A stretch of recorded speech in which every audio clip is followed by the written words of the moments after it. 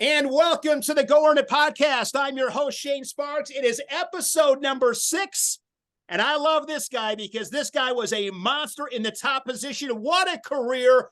4-time All-American, 2-time finalist, a national champion for Princeton, the first to do it in over 70 years. Pat Glory. Pat, it is great to see you. I know you've had a busy day. How are you? Good. Thank you so much for having me. It's an honor and a pleasure. Pat, give us your background. Growing up, I know you're from New Jersey. What was it like for you as a kid? How were you introduced to wrestling? Why did wrestling stick? Walk us through your childhood a little bit. Yeah, growing up, so I'm from Morris County, New Jersey, which is about an hour outside of the city, suburbs of NYC. And, 2 blue-collar parents. I'm the oldest of 3, so I got 2 younger siblings. My sister, Caitlin, who was a sophomore at Wisconsin, the University of Wisconsin, so go Badgers. And then my little brother, who's 14, he's wrestling right now, so it's been cool to kind of work with him and kind of relive my younger days. Wrestling started for me. I think I loved all sports, but I think, part of the reason why wrestling stuck with me was because I was the first percentile in my height and weight growing up. So I couldn't compete with anybody really else in anything. The great thing about wrestling is it's even, it was something that I could actually compete in given my, smaller stature as a younger person. And it's mano a mano. And so I kind of just like that. Football, it's like, you could blame anybody for what happened, right? It was wrestling, we all know wrestling. It's like it's you versus you. And I was blessed to be around really high level wrestling. Like, again, I recognize that New Jersey is not the worst place to grow up in the sport of wrestling. And so, my youth coach was a national champion, Carl DeStefanis. And my very, very first ever clinic coach was a wrestler at Rutgers, and a very good one. So it's like, from a very young age, I had high level wrestling around me. And I just grew to love it. Carl DeStefanis, who won at 118, and I believe 1984, if I'm getting that right, for Penn State. Sorry, Mr. DeStefanis, if that's wrong. But he, I was very close with his son, Matthew. And so my dad, him, Matthew and myself would all go to Penn State matches. We'd go to, the national tournament when I was in, 6th, 7th, 8th grade, like even through high school. I think we made it like an annual tradition. And it just kind of became like my identity, I guess. I didn't really know anything else. It was just what everything that I did, kind of surrounded it. So definitely kind of took the center. Did you have a favorite wrestler growing up, going to those Penn State matches? Who did you like?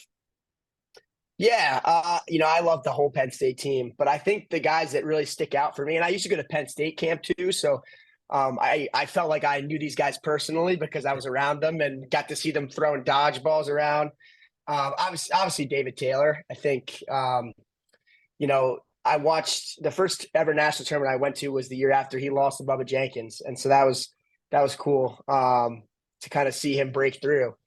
And yeah, I think Ed Ruth was another one. He was my actual dorm counselor. So he was staying in the dorms right next to us. He would be knocking on the door, putting us to bed at night. So I think, Quentin Wrights, the Zane Rutherfords, just the dominance. And then I think also the adversity, none of them at a certain point, they weren't the best. They weren't always number one. They weren't the greatest for the longest period of time, but they found a way to kind of battle through adversity and beat the best guys and wrestle hard for, 7 minutes. So I always admired that about the Penn State team.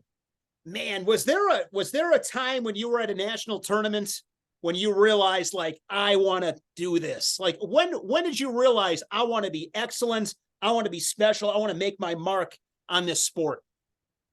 Yeah. So I never had a lot of success at a young age. I was very, I was always right there in the mix, but never kind of broke through to the top. And I think because of that, I kept going back to the drawing board, kept going back to work, and then would get cut down again. And it's like, well, why is this happening? I'm doing all the right things.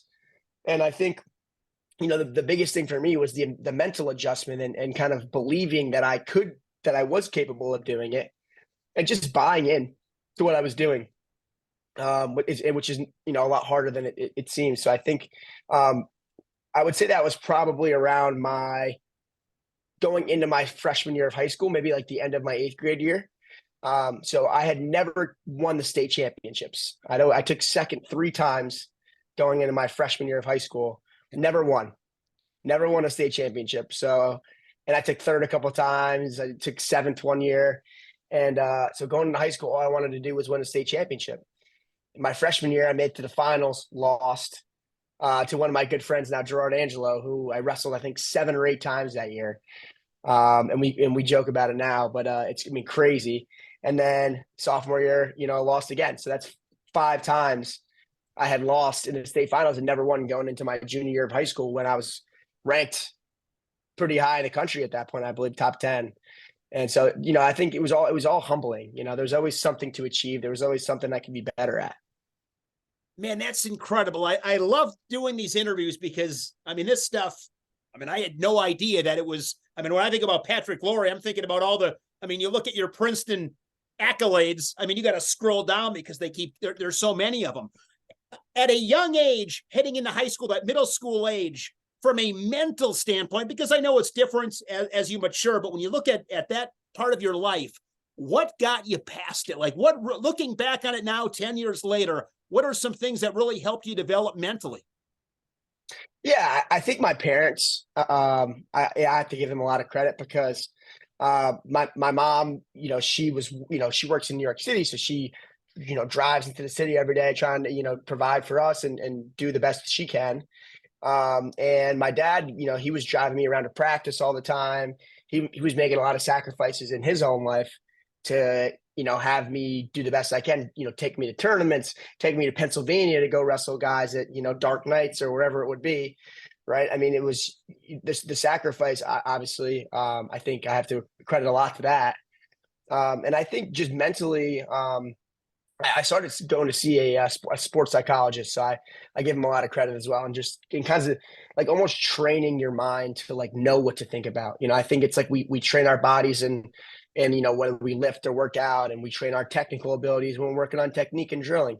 It's like, unless you're really working on your mind, how do you know how to handle it? And so I think I almost viewed it as like a practice for how to deal with your mental, frustrations or simulations, I guess. Any specifics on what you did? I think it was a trust in so I guess the way that it was framed to me is that you can either believe what the truth of the matter is, or you can like basically believe these falsehoods that you tell yourself because you don't trust what you've done, right? Like, so one of the things that I had to do was like know that the work that I was putting in was good enough to be the best. And so like that's the truth of the matter. It's like I'm training as hard as everybody else, right?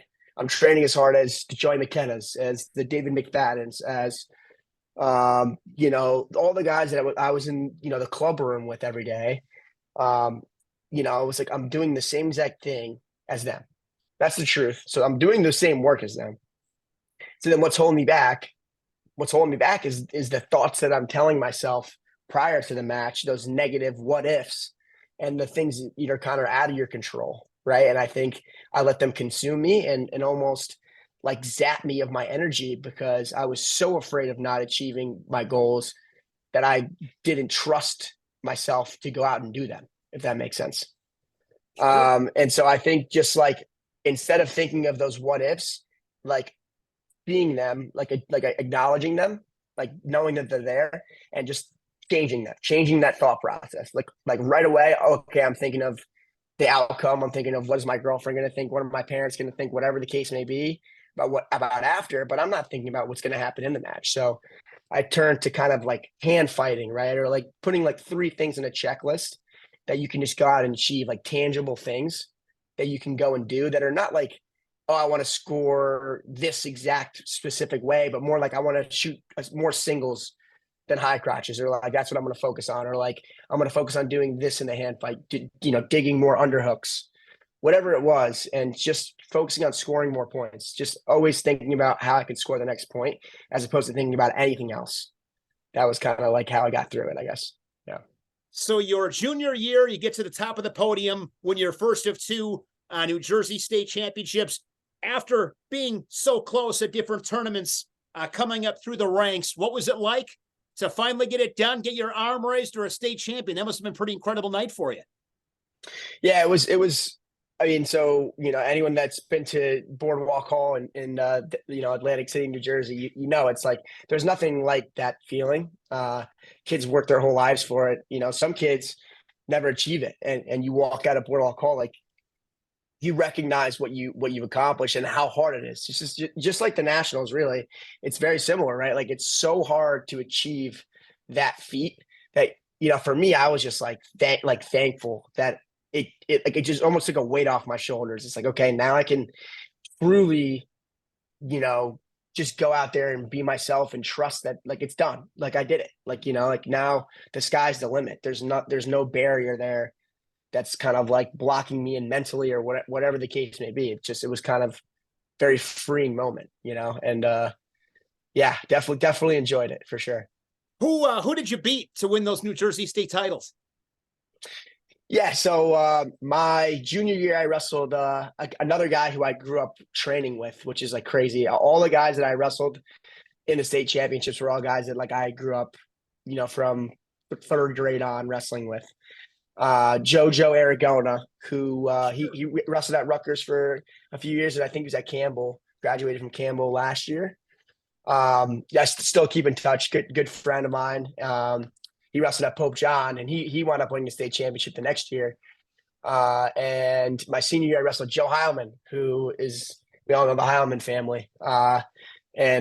So got to wrestle Joe in college as well. And obviously another one of my great friends. Like, I feel like, once you're done competing, obviously when you're competing, you're just kind of focused on that. But, like, it's so cool afterwards to kind of have that, like, camaraderie and just, like, mutual respect. So that's kind of, I'm definitely, like, enjoying that now, like, not being worried about, like, the what ifs and what have yous about it. Like, just respecting everybody that I've been through it with. Why Princeton? I mean, why not Princeton? I think is an easier question to answer. But what I will say is, I went through the process very early.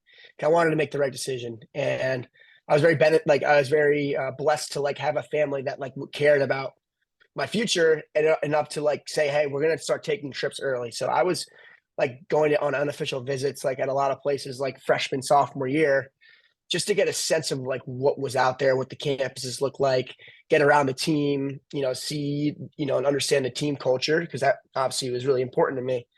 And, as I went around more and more, it was just harder to find what I was looking for. And what I was looking for was a team that was hungry, a team that has battled through adversity, a team that, kind of was looking for, the next thing to achieve, not being complacent.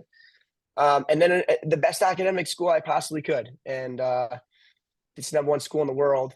It's in my backyard, really, an hour away from home.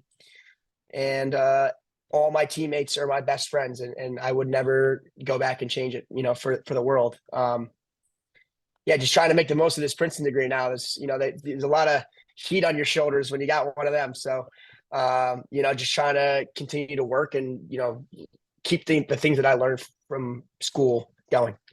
What are your first memories of meeting the coaching staff? Yeah, I mean, I remember. So, we used to go to the Princeton wrestling camps as a high school. It's like starting my freshman year of high school. I met Dubuque. Even I think it was like going into my freshman year, so like 8th grade summer. And it was just so cool. Like, he's like the whole coaching staff was Jersey guys. So it's like it was very easy to connect with. They'd all wrestled in this New Jersey State tournament. They'd all gone through, a lot of them from my area. So, like, very close to where I'm from. Just very, personable guys. They get it.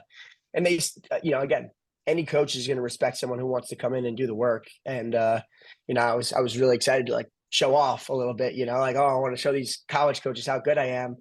And so I think that they like that too, right? They know that I was trying to get their attention. Did you wrestle, Pat, as a true freshman?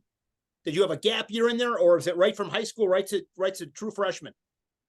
Yeah. I never took any years off of school. So I was 18 years old wrestling my freshman year, which is kind of crazy to think about. It's not a lot of those anymore out there. And not to mention, you had a great year. You get on the podium. You're an All-American. I mean, what do you remember from that first year? Because, I mean, you figured it out pretty quickly.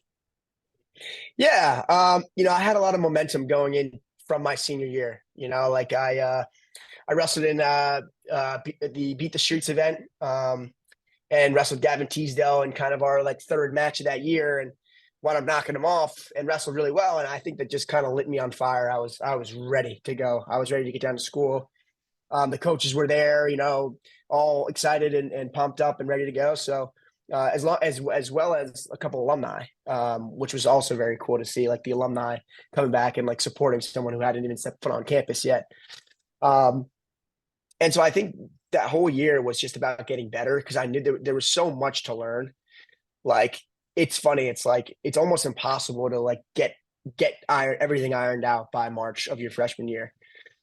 So like bottom was the one thing that bit me. Like I could wrestle with anybody on my feet, but I got turned like multiple times or ridden out is the other part of it. Right. It's like, it's so important to get that at that point.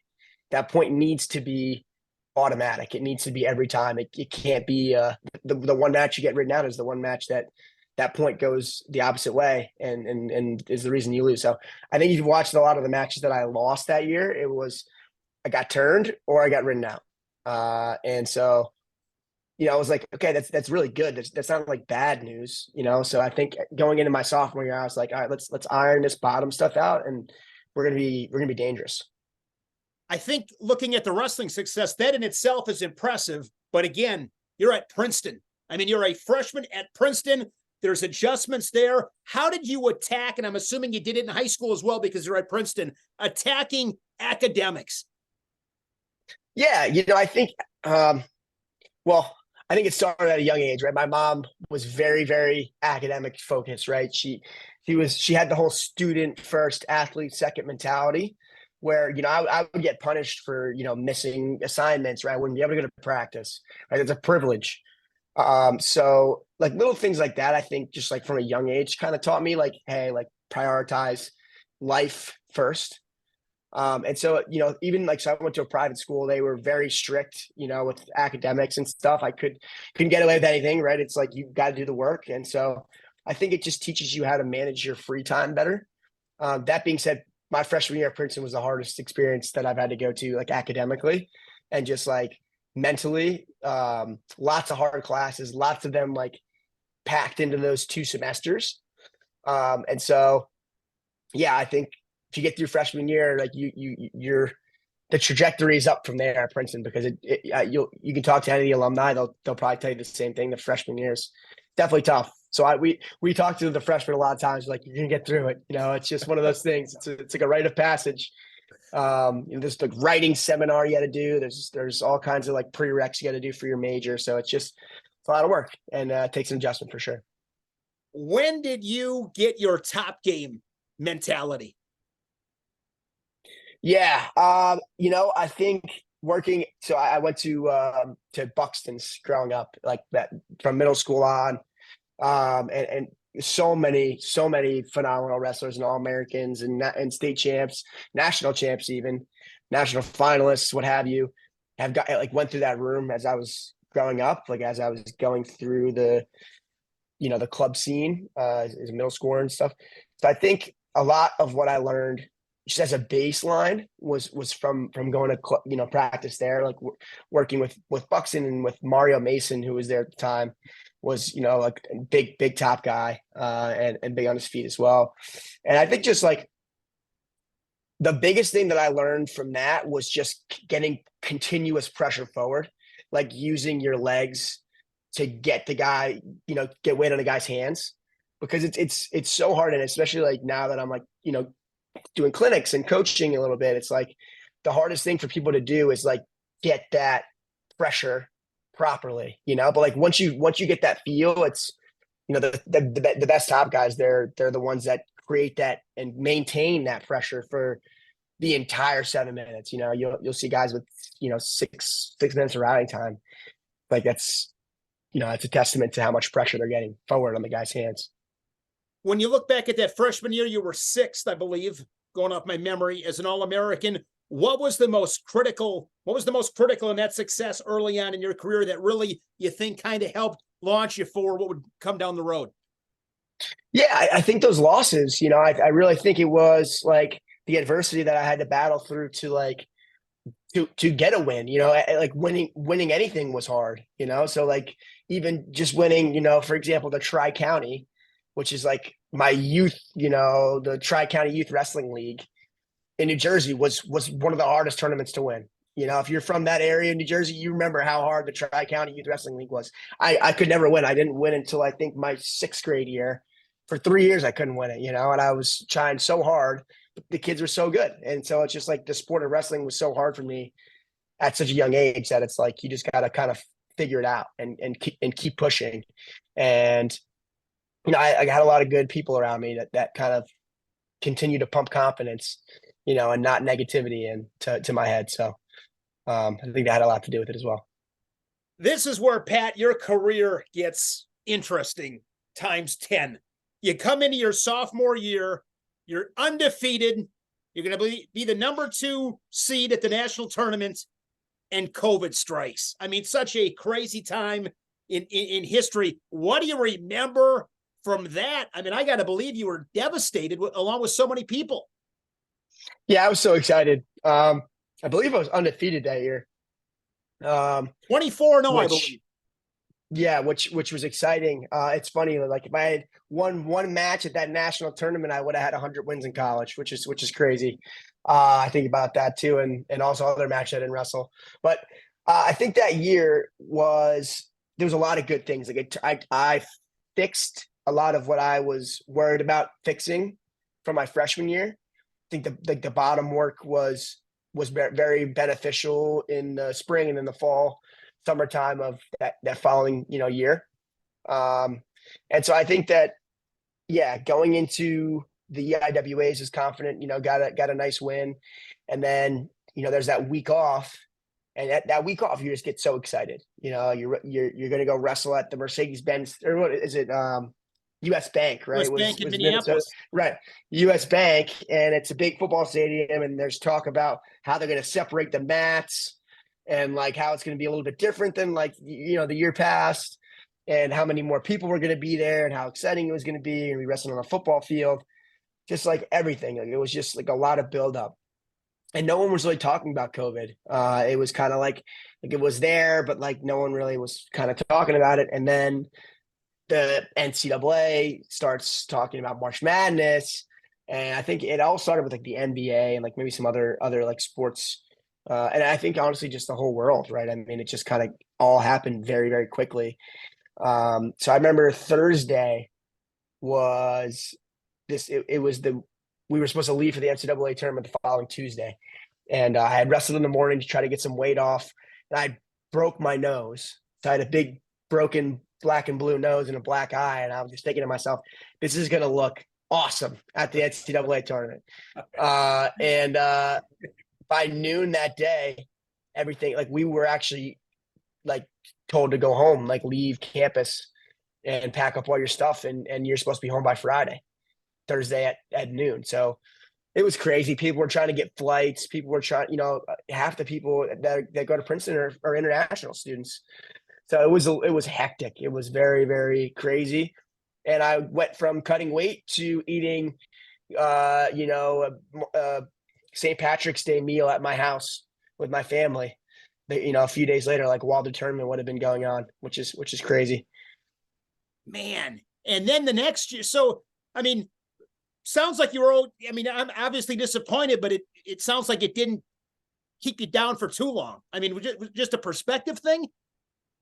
It was so hard because it was like what are you going to do? Right. Like there was just nothing you could do about it. It was so out of your control. And again, like, one of the things that I had, one of the things, the hardest things that I had to come to terms with just in life is just controlling the controllables and just, kind of letting go of the things that you can't control and try. And I think there's silver linings, right? I got to be around my family who I hadn't been around with, that whole year.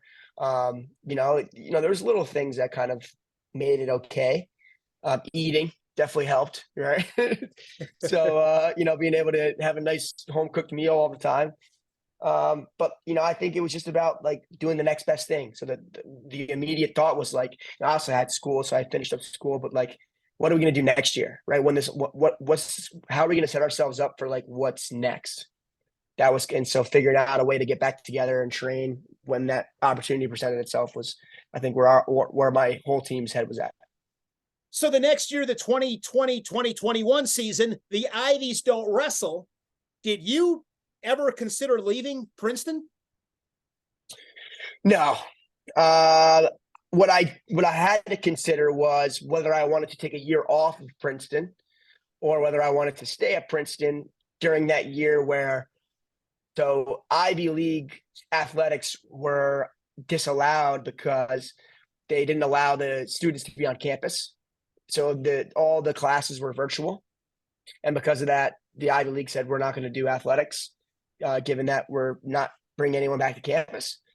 And so the deal was you had to make a decision. Either you take this year off or you go back to school, but you can only use your senior year of eligibility. You can't compete as a graduate student at the Ivy League. And they made an exception for that, the people that were seniors that year that happened. So if you were a senior, you could apply to a graduate program at Princeton, not guarantee that you would get it. You'd have to be really smart and really on top of it and way ahead of the game. But you could have done that as like a sixth year, kind of, or rather fifth year opportunity at Princeton. But so I made the decision to basically take that year off, finish my 2 years of eligibility at Princeton, and just kind of train freestyle, which is what the majority of our team wound up doing. Another part of it was like, it wasn't guaranteed that you could get that year off. They were trying to accommodate all these athletes that wanted to do that. And so it was a lot of kind of, working with the administration, working with, the athletics department to figure that out. Man, you make the finals, you get Suriano, that's in Detroit. One question I wanted to ask you is, do you get to pick your music, the walkout music? Yes, I picked that walkout. Yeah. What did you pick? Because you picked, was it Cinderella Man as a senior when you won it? No. So I picked Glory Days was my junior year. And then I played It's Courtesy of the Red, White, and Blue by Toby Keith. Okay. For my senior year. You couldn't really hear it. Wasn't a great song to like run out to. Maybe it kind of starts a little slow, but I don't know. I kind of went back to my roots, like the songs I used to listen to on the way home from practice when I was in, middle school and stuff, just kind of going down memory lane a little bit, so it was cool to walk out to those songs. I actually want to back up to the EIWAs. You wrestle Vito and he puts it on you pretty good. 19-6, I believe it was. I mean, and then of course you have to wrestle him at the national tournament. When he gets done beating you 19-6, I mean, what happened? What are you thinking? What did you have to do to get your mind right to wrestle at the national tournament 2 weeks later? Yeah, the first thing I said to the coaching staff, to Ayers and to Dubuque and to Gray, was that I don't even know who that was out there. It wasn't even me. It was kind of weird. I just started flat-footed. I was out of my rhythm and my tempo, and I just was off. I actually I think I had COVID the week before the IWAs, but like I was feeling fine at that point. I in my mind was like, this is not affecting me. Like I'm gonna go out there and wrestle. But that tournament wasn't the greatest tournament for me. I got taken down first in the quarterfinals and the semifinals of that tournament rather. And so I think I was just off. I just wasn't on my A game. And so that was easy to kind of shake off. It was like, okay, well, he can have that one. Like, we'll go get the one that really matters. Like, that was it. And again, it was like we were going to be the 2 or the 3 seed, so it wasn't like that really shook up the rankings or the seeding, at all. So, so be it. What do you remember from the run to the finals in 2022? Yeah, I remember a couple of things. I remember starting out hot. I remember starting out with bonus. And I think I got a major against Camacho, who the last time I had ever wrestled him was I'd lost to him in high school. And so that was one I just was kind of chipping away each round. I felt like I was kind of like gaining momentum going into that semifinal. Quarterfinals, like I got a good win against Kaler. Kaler's tough. He wrestled me really tough. And that was a hard fought win. I was pumped after that one.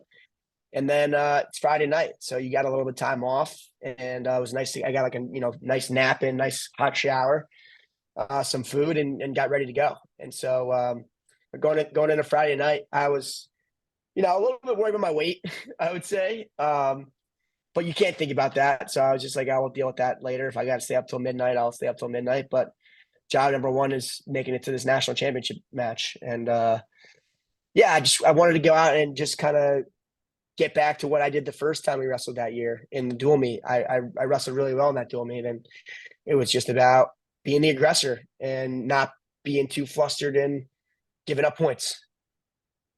You talked earlier about now that you're not competing anymore, having some relationships with some of these competitors. I mean, you and Vito, those were some classics. I mean, back and forth, the true rivalry. You'd get him, he'd get you. I mean, it was one of those featured matchups. I remember that time in Detroit. Have you talked to Vito much? You guys talk?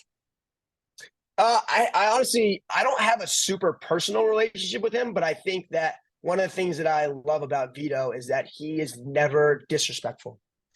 He will always shake your hand. Like, everyone does their celebration, but there's a difference between like celebratory and like derogatory maybe. And so he can win, and he can get up and shake your hand and walk off the mat and do the right thing, and go celebrate. But like, there's a difference. I think there's a fine line in between that. And so it's funny that one of my favorite pictures from the nationals is the champ picture.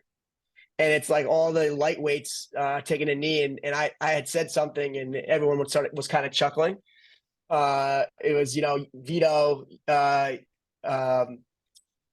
Oh my gosh! At 41.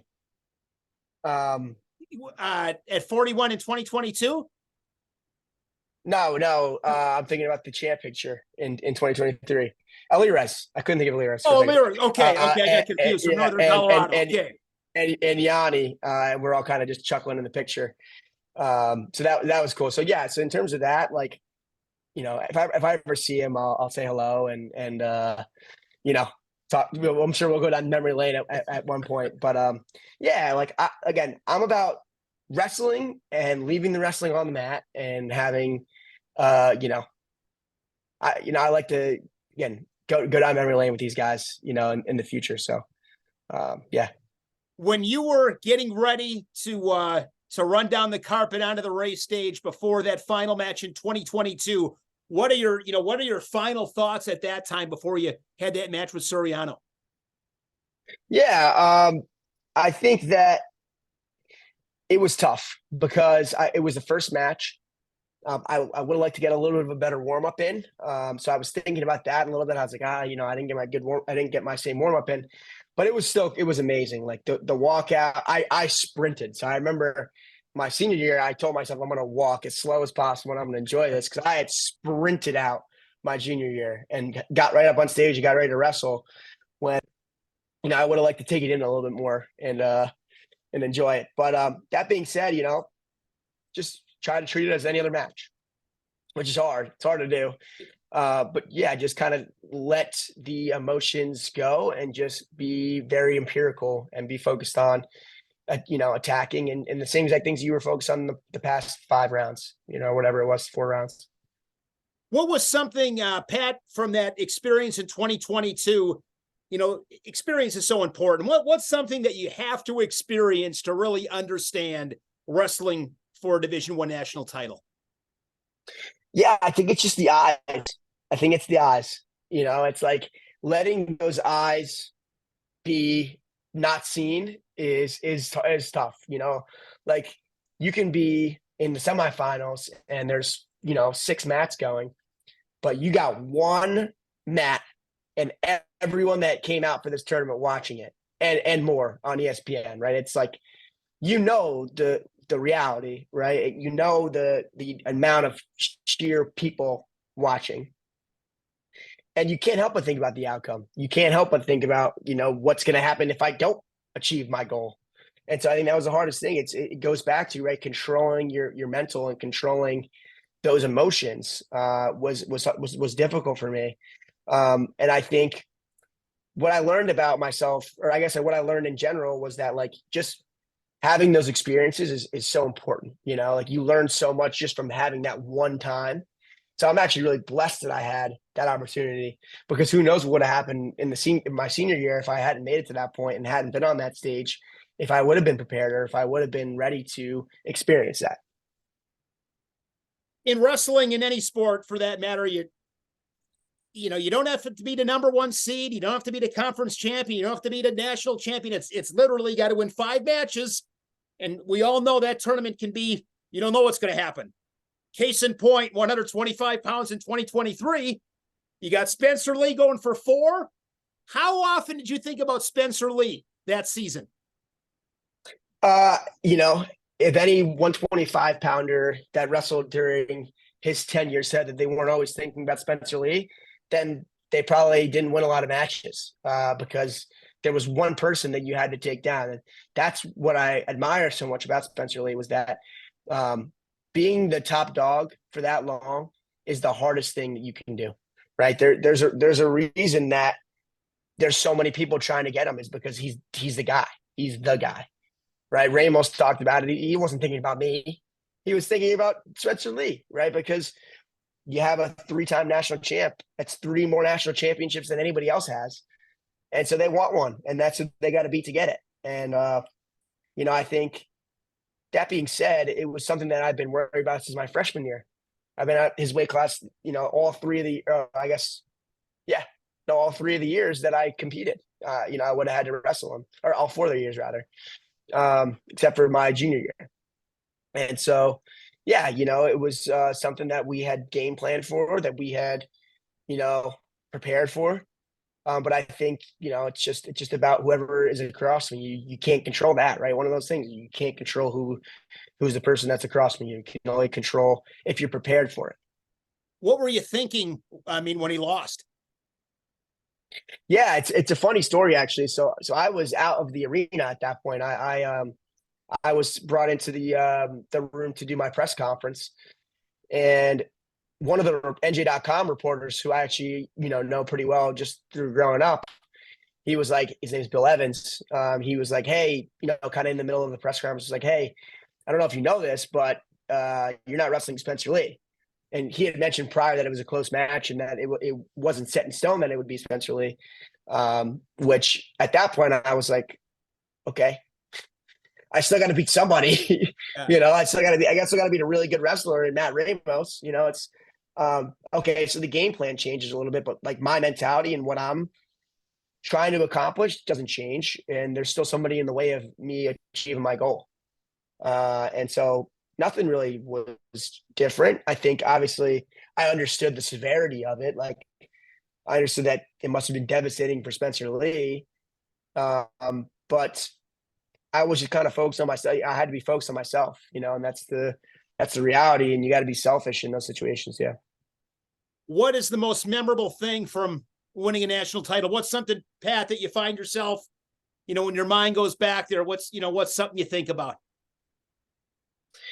I think about afterwards, the amount of people that stayed around to get pictures and get autographs and just celebrate what I had accomplished. You do all this work and you do it behind the scenes and you do it when no one's looking, and you don't realize that it actually matters to people that don't even know you. So it was so cool. Like I gave out my shoes.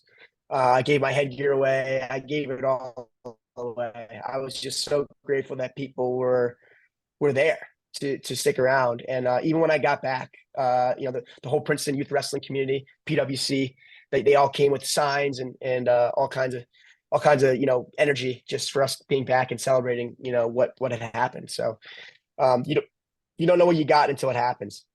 And they just had a ceremony for you this past weekend, right? In the dual meet against Indiana. What was that like? Yeah, it was so surreal. It was amazing to be back in Javelin Gym. It was just an amazing experience. It feels sometimes a little bit weird to celebrate yourself, because you just want it to be about everybody and not just about yourself. But what I will say is that the fact that so many people came together to make that possible was incredible. And they made it so special.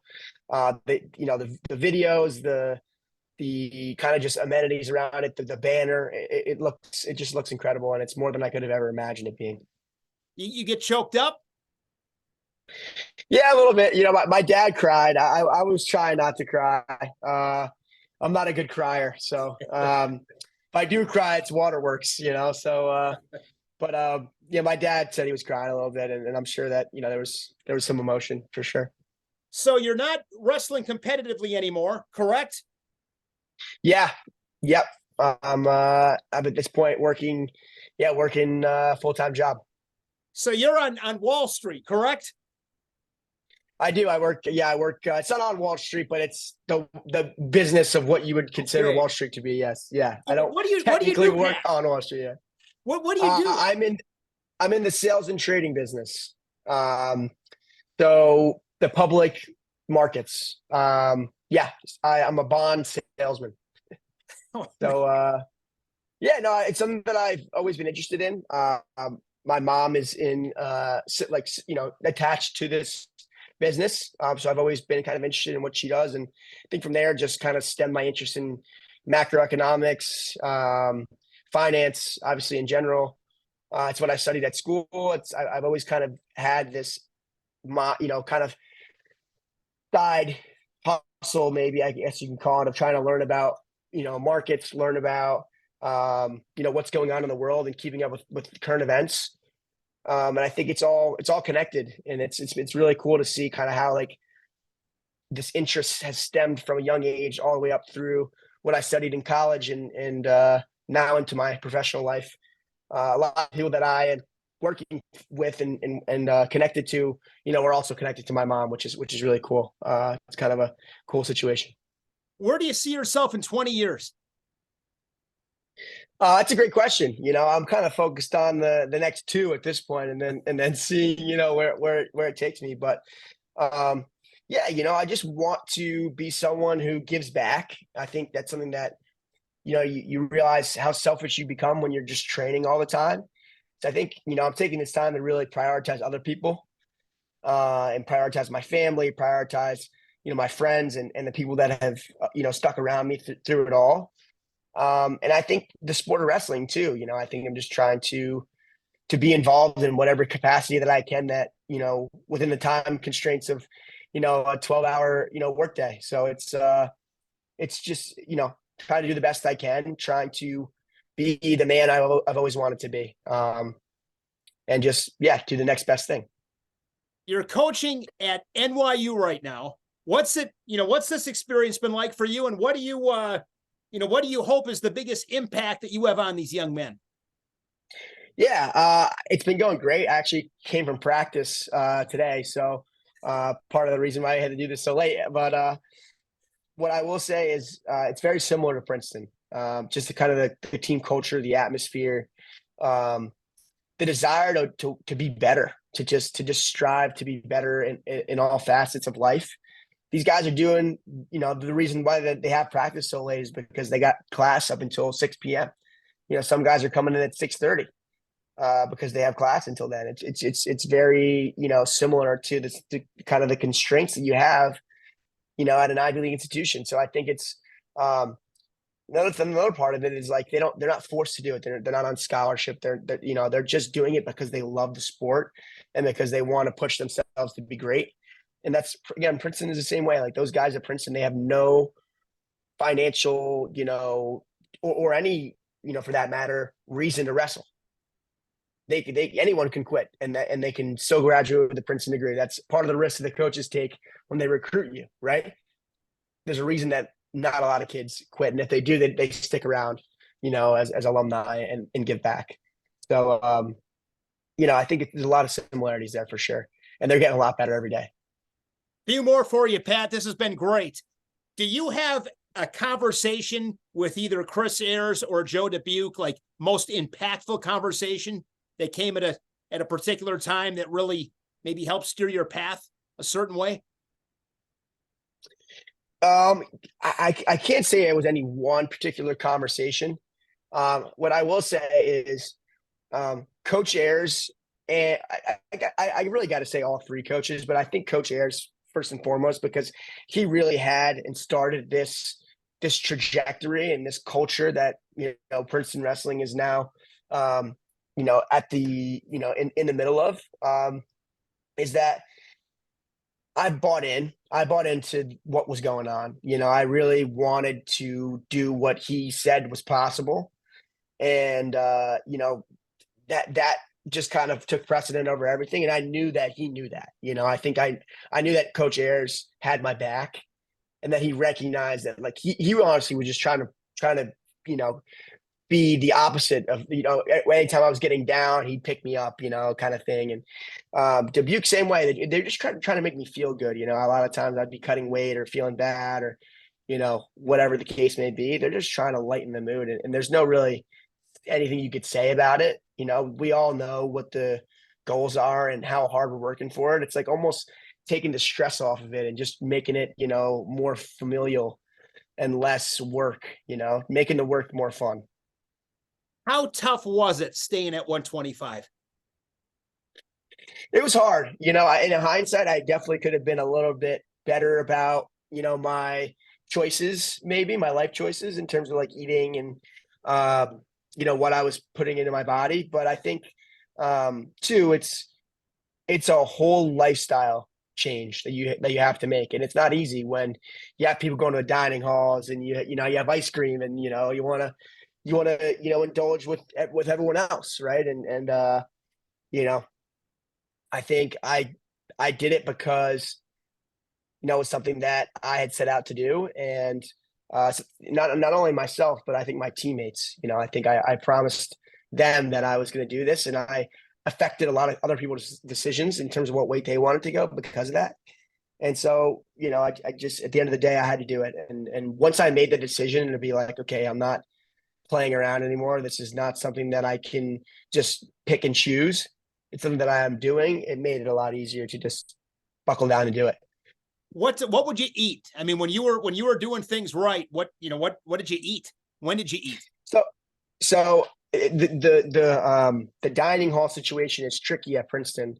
So they have the dining halls, and obviously it's like buffet style. So you kind of just pick whatever you want, and that could be tricky times. I'm sure all college kids go through it, but for me, I'm not good at portioning out. If I have all these options in front of me, I'm going to get 2 plates and worry about it later. But so as you get older, you can choose to stay in the dining halls, or you can go into what's called an eating club, and it's basically a social club, co-ed, and you eat there, you study there, you hang out there. It's your social club, and so the dining options at my eating club, I love my eating club. It was great, but they weren't always the healthiest options, right? It was just kind of one meal. So what I did was I actually like made my own food. So I bought like a hot plate. I had all the stuff in my dorm, and I was, cooking rice and, making steak and ground beef and veggies and just trying to, make smaller portion sizes for myself and just kind of leave it at that. And that helped me a lot too. Just finding ways to just like get your mind off it too. It just like, maybe put yourself into work, or, I think drinking water too was, it's like a job to drink water, and you hear all these college guys talking about it, but like getting my gallon in every day, right? Like doing those little things consistently was what really made the difference, I think, and making it easier on myself. And, you wrestle better because of it. If you want to really wrestle the best that you can, you got to make sacrifices in your life outside the room.